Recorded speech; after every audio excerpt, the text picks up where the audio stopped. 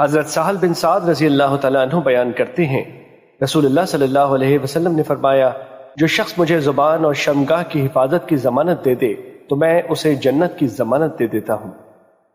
مشکات المصابیح حدیث نمبر 4812۔ حضرت ابو ہریرہ رضی اللہ تعالیٰ عنہ بیان کرتے ہیں، رسول اللہ صلی اللہ علیہ وسلم نے فرمایا، بے شک بندہ ایسی بات کرتا ہے جس میں اللہ کی رضا ہوتی ہے اور وہ اسے کوئی اہمیت نہیں دیتا، لیکن اللہ اس کی وجہ سے درجات بلند فرما دیتا ہے، اور بندہ ایسی بات کرتا ہے جس میں اللہ کی ناراضی ہوتی ہے اور وہ اسے کوئی اہمیت نہیں دیتا، لیکن وہ اس کے باعث جہنم میں گر جاتا ہے۔ اور بخاری مسلم کی روایت میں ہے، وہ اس بات کی وجہ سے جہنم میں اس قدر گہرا گر جاتا ہے جس قدر مشرق و مغرب کے درمیان دوری ہے۔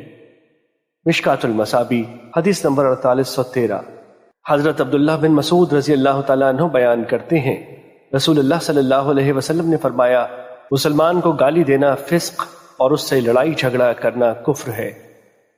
مشکات المصابیح حدیث نمبر 4814۔